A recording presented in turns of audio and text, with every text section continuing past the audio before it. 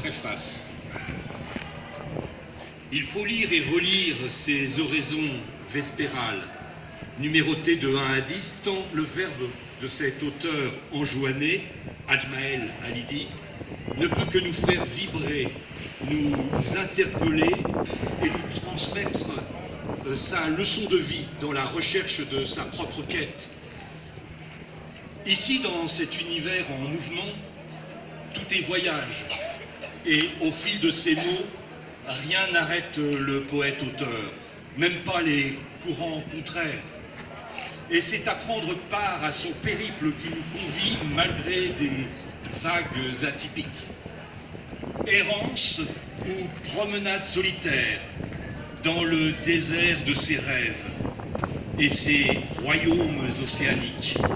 Il décrit sans concession et souvent dénonce les oppressions des corps et des esprits prisonniers d'un ergastule en enfer.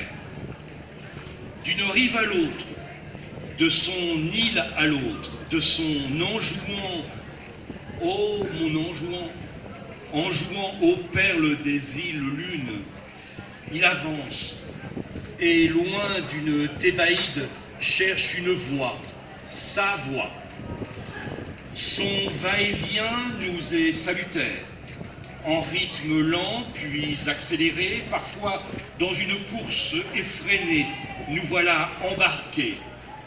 Son écriture dresse, tout en nuances et avec force détail, sa comorianitude et un état des lieux du réel, où les âmes de son peuple abandonné, trahi et blessé par des politiques caméléonesques, amants et traîtres, incendiaires et faucheurs de vie, ont brisé des destins qui ne sont plus désormais que des vivants aux 1000 visages. Page après page, rédigées comme une succession de textes, ces oraisons vespérales forment un tout, tels les éléments d'un puzzle où chaque texte crée avec le suivant un ensemble homogène et nous donne à comprendre au final les malheurs que sa société traverse, la dureté du temps vécu et le cri d'un auteur qui souffre de voir au final son peuple comme maurorien. Et c'est d'une lumière très personnelle qu'Ajmael éclaire ces îles de la Lune. Ces références historiques et culturelles entretiennent notre curiosité et, au-delà, notre envie d'en savoir davantage sur sa propre révolte, celle d'un auteur condamné à être sage en cohabitant avec le diable.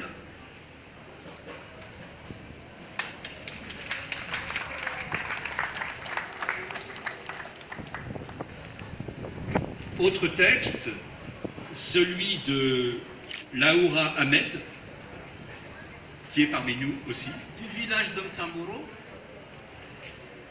Le contenu de la fiole, c'est le titre du texte, et un extrait « Ah, si la vie était ainsi faite ».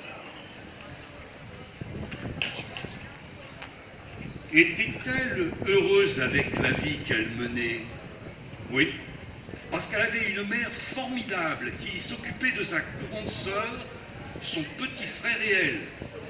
Celle-ci consacrait la majeure partie de son temps à bien les éduquer. Elle s'amusait avec eux trois et était là quand ils avaient besoin d'elle. Elle était merveilleuse avec ses enfants. Elle était satisfaite de la vie avec sa mère, même si elle avait des hauts et des bas. Mais tout de même, elle voulait voler de ses propres ailes et avoir une vie plus complète que celle qu'elle menait. Sa vie professionnelle en tant que lycéenne lui satisfaisait largement. Enfin, jusqu'à présent, elle ne s'en plaignait pas. Quant à sa vie privée, elle ne lui convenait plus.